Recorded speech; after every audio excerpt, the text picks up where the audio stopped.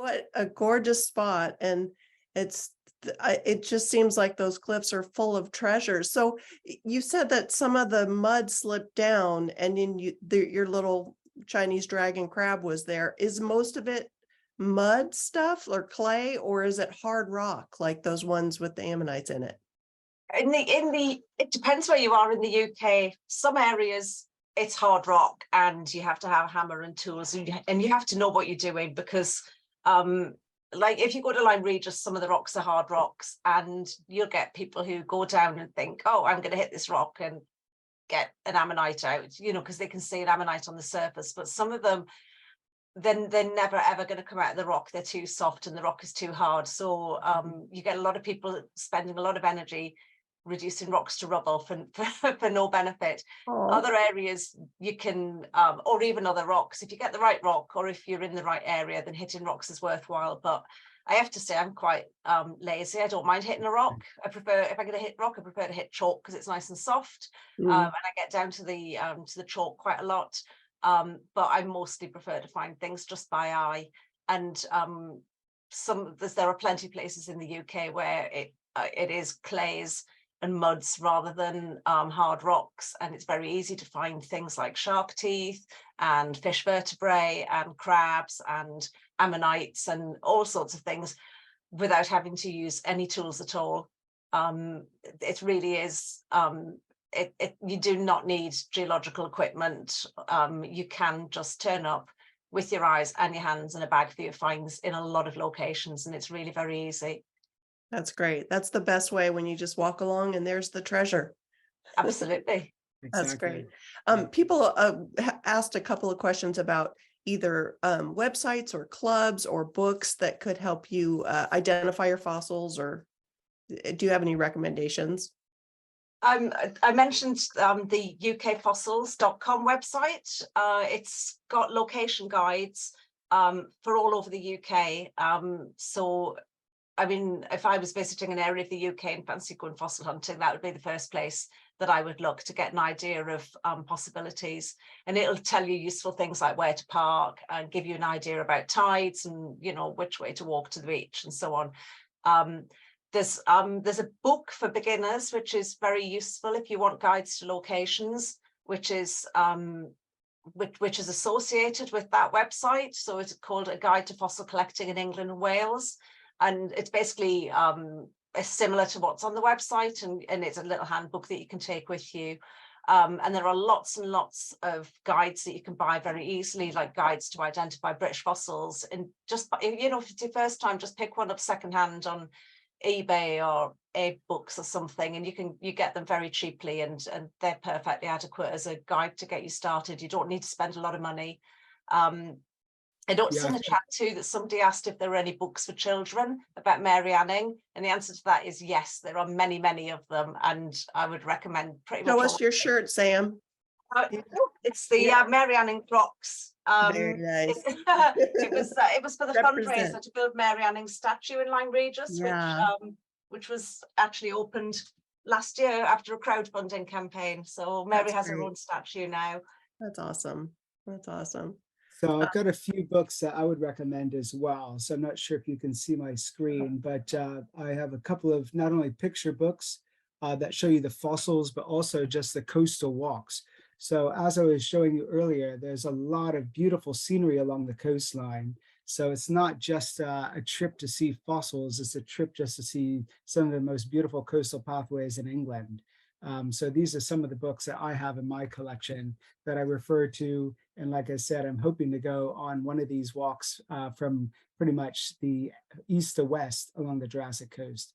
There's your walk, Matt. Yeah. Matt's going to run it, so get ready. Ooh, a lot of uphill, steep climbs. But you wouldn't have all of that those amazing fossils without all of that amazing geology. That's what's giving you the hills. Yeah. So you said you can take whatever you want if it's something interesting, or like, what would that be, like a skeleton of something? So for example, if anything is in situ, so if it is in the bedrock, if it's in the cliffs, or if it's in the platforms on the on Mud flats. yes, you know, so if it's in the rock that is still part of the beach, you can't take it without getting permission from the landowner or from whoever is responsible. So if you're on the Jurassic Coast, you need to go to Lime Regis, you need to go to the Charmouth Heritage Centre to get permission to extract something. So if you find a beautiful ichthyosaur skeleton, you have to get permission to extract it. But you can probably still keep it. Although I have to say, if I found one, I wouldn't know what to do with it. So I'd probably give it to a preparator and say, Put it on your do what coffee you will with table. it.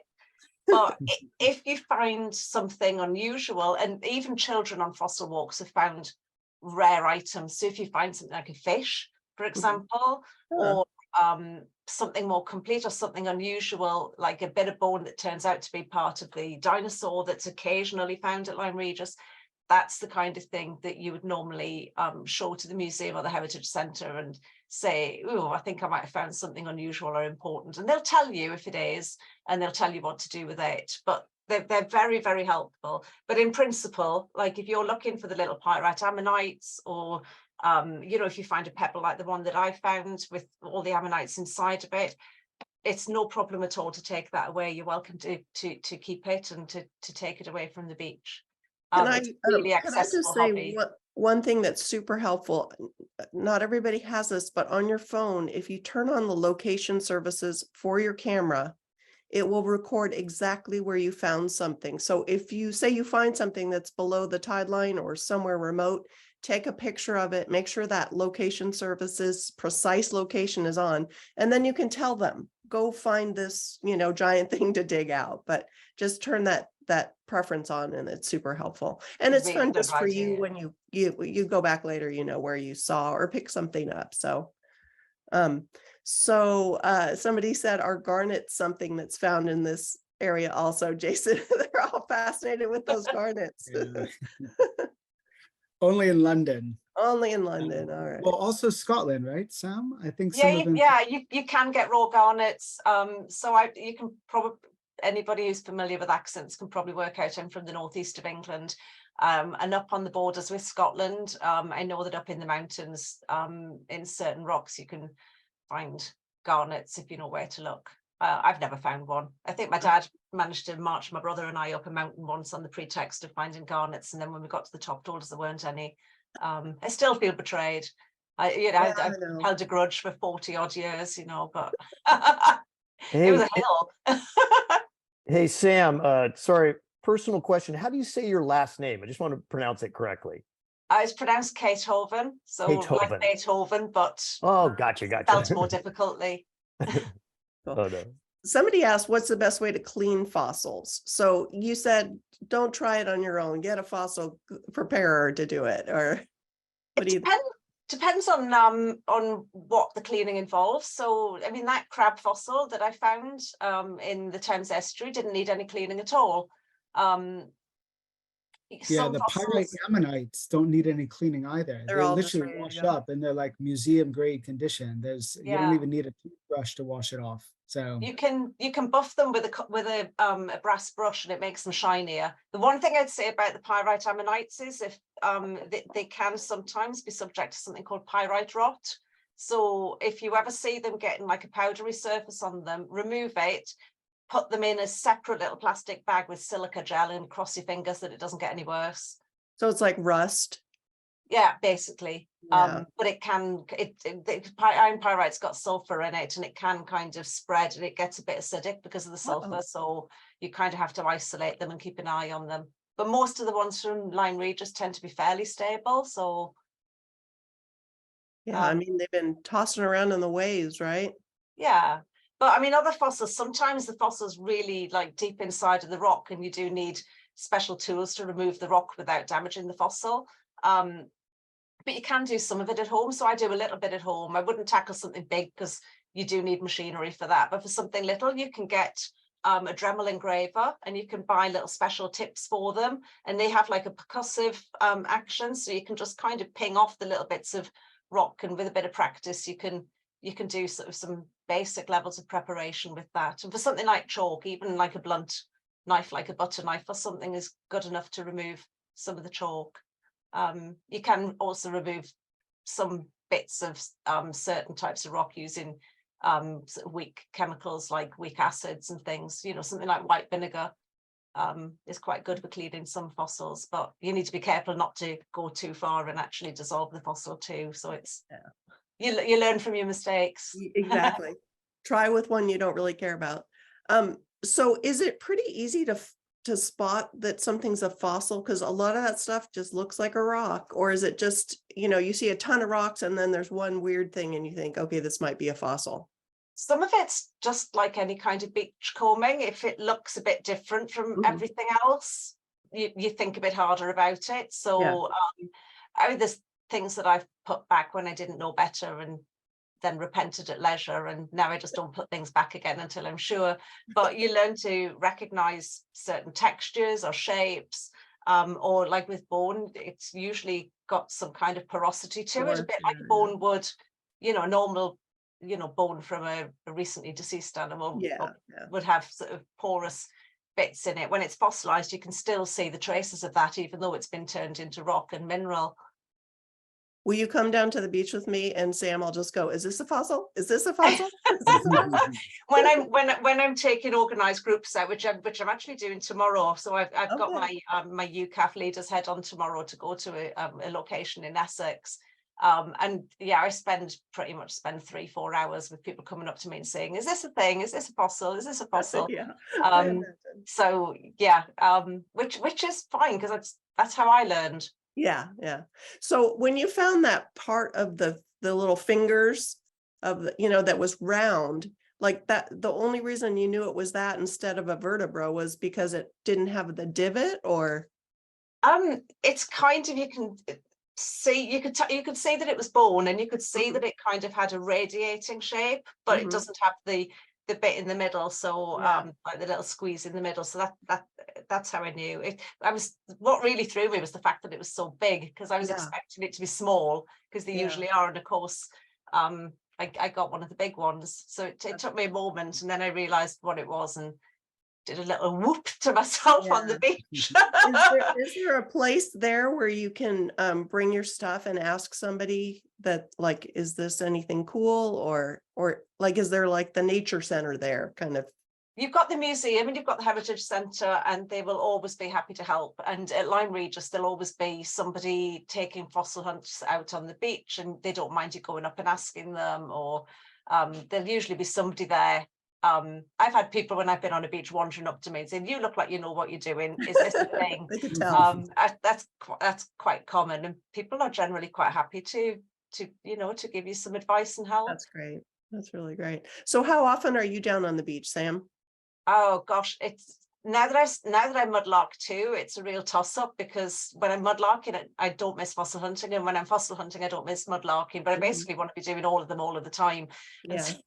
And sometimes I have to decide which one to do when there's a tide available, and I have been known to catch both tides in the day quite often. So and I reduced my hours at work so I could do them both more, and I'm actually retiring early at the end of this year, so I can do them even more. So how far is Lime Regis from London?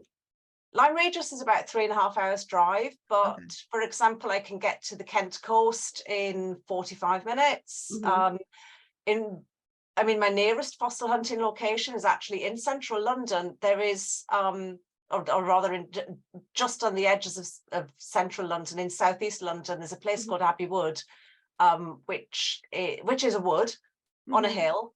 But 50 million years ago, it was a shallow sea, and it was a breeding ground for sharks.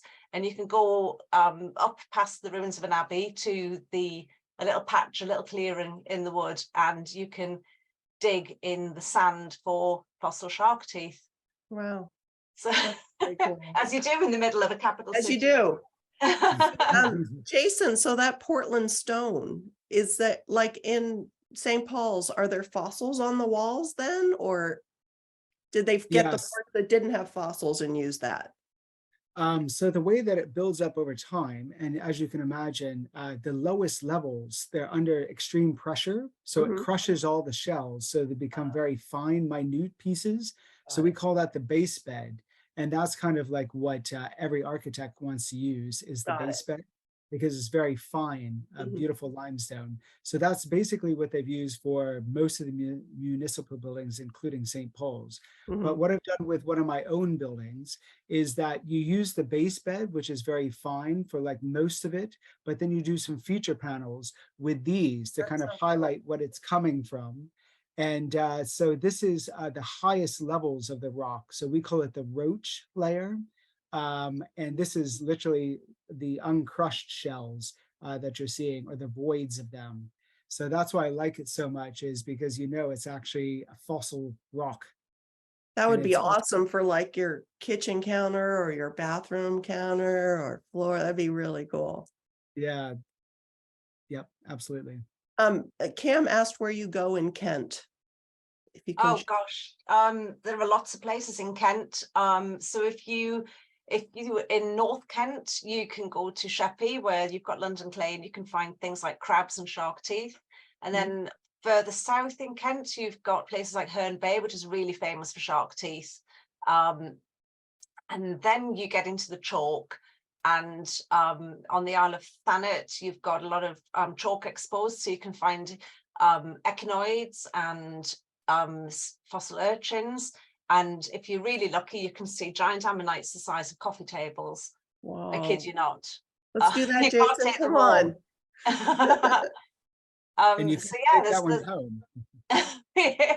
they're protected, but I'd like to, you get them in East Sussex too, but there's like the cliff's 186 steps tall. So good luck getting one of those off the beach. Yeah. Roll. Hey, Sam, did you see in the chat Martina had found something in I think she found it in Siam, and it looks like a sea urchin. Yeah, it is a sea urchin, 100%. Yeah. It's been around the block. Yeah, it looks like it. 100% sea urchin. Okay, cool. And then somebody sent me a photo when I shared your pictures of that calcified one, and I think she found the same, but her picture was so small I couldn't see it, but I'll send it to you. And she was eager to find out if that's what it was, but it looked very similar. Yeah, that was you. Martina says, yep, that was you. Oh, that was you too that sent me the little one? Oh, there you go. So it was Martina. So it was too small for me to see. No, it was somebody else. Somebody else sent me one from around California. Okay, So well, if I can help, feel free to drop them, like to email them to me, and if I can help, I'll help and reply back, and you can pass it on. Yeah. Oh, yeah. And I should let people know. I'm going to put in the chat. Follow Sam at Megasteg, right? That's right. So if people want to contact you directly, they can message you there. I get lots of messages asking for help with IDs. Just as a caveat, I'm not so familiar with the fossils in the US. Just make stuff up, I don't know Sam. the local geology. I can do my best, but I won't always know the answer. No, but you know what? She sent one that looked just like yours. Okay. And yeah, so, so but I drop it couldn't through tell to if me she and I'll had like reply. yeah, I didn't know if she had the little chambers in there. So, so Jason, do you have a lot of fossils in your collection, or are you just starting, or your son's got them all? Yeah, I would love to go a bit more often, but like I said, the hot spot is Lime Regis, Charmouth, and I've been twice now, and we spent about half a week there. So it's always fun just to do the coastal walks, etc. But with the young family, it's hard to get away so often, especially weekends. But I'm looking forward to you coming and going together. I'm very to Lime excited. Regis. Yeah, Very so excited. September is going to come quickly. Yeah, so Sam, you had mentioned that it's maybe better to go stormy winter time. So a lot of fossils depend on coastal erosion, and coastal erosion mostly happens in the winter when you've got rougher seas, and which will turn the beach over, which might strip some of the shingle and the sand off the beaches, and you do sometimes get cliff balls, but they do take time to wash out. So sort of the back end of winter is usually quite a good time to go. Also, a lot of people don't like getting cold and wet. So if you don't mind getting cold and wet, you'll find there are a lot fewer people on the beach hunting for the fossils. But somewhere like Lime Regis, there will always be people who are locals and who make a living from fossil collecting, and they will be the first people on the beach, and they will be the ones who know what to look for, but they're not going to be interested in little pyrite ammonites or whatever. So there's still plenty to find, and nobody can search the whole beach. There are always things that people haven't seen, so you're always in with a good chance. But I would just say, yeah, you have to be super careful to stay away from the cliffs, because they are very dangerous, especially in the winter. You might see people on the beach when the tide's only just gone out and you can just get on. I was in Lime Regis in November. There were people on the beach really early, and I waited because there was like only a few meters between the cliffs and the sea, and if the cliff comes down, you've got nowhere to go, and I did not want to be in that position. I'd rather be safe. No fossil's worth your life or an injury. So be safe, stay away from the cliffs. The best place is on the foreshore. Make sure you know the tides.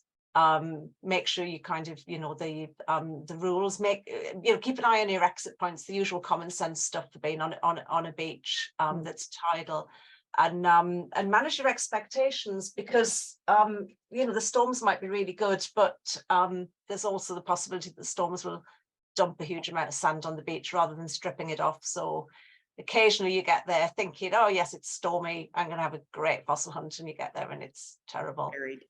Yeah. But even when it's terrible, you can still find something. Some of my best finds have been when I've been ready to give up, and it's made me look somewhere, a different part of the beach to where I might otherwise have looked, and quite often that's where nobody else has bothered, so you still find things. I think Jason probably know the same thing from mudlarking.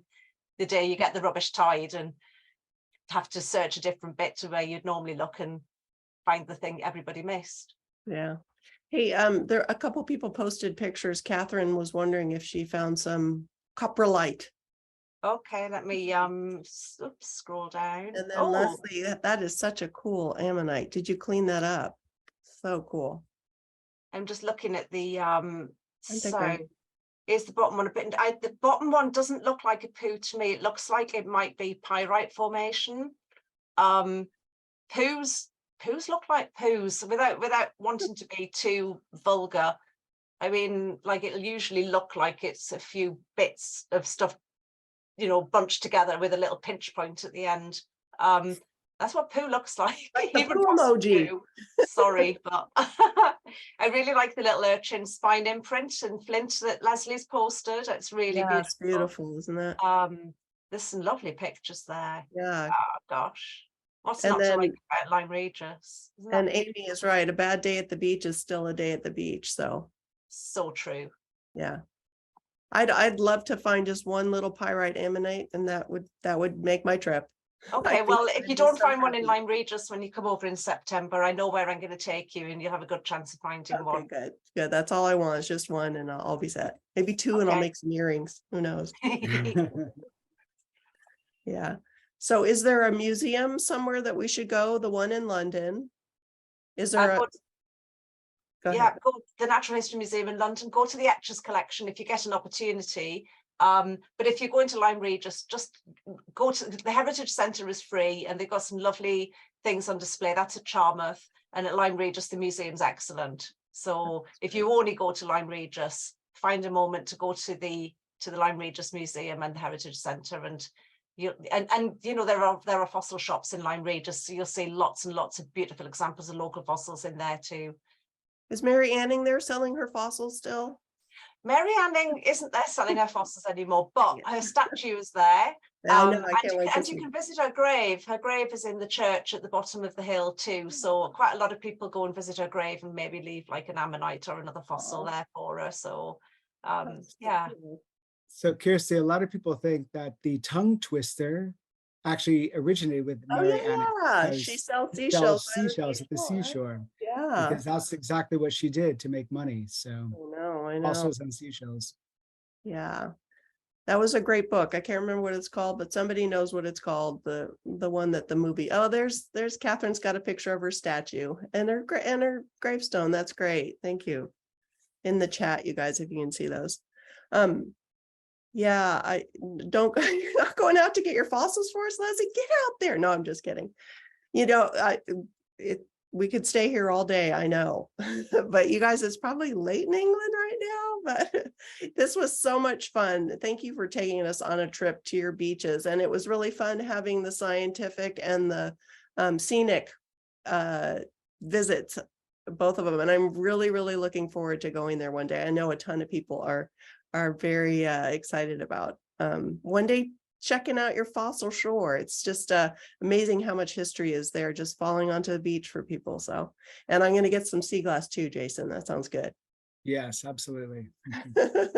We'll be doing that. Well, thank you guys so much for all the questions. And as I said, well, I'm going to pull a random name to win Jason's book, wherever I put it. Oh, here it is. So you can read all about it. It really is awesome. And the stories about the people who find this stuff is what makes this book so special, because I'm sure you guys who read the magazine have seen their names on photos and really cool stuff. And it's really nice to finally meet them. So thank you, Jason, for letting me be part of it. And thank you, Sam and Jason, for staying up late for us. It was really fun. You're welcome. Thank you for Great. having me. Thanks for having and you us. guys, Yeah. thanks for coming today, and go vote for a calendar cover today. I forgot. Got to push that one more time. And thank you guys so much. And I will see you next time. Excellent. We'll see you in London. I'm looking forward to it. Yeah. All right. Talk to you guys later. Great. Thank you. All right. Bye. Bye, Bye, everyone. guys.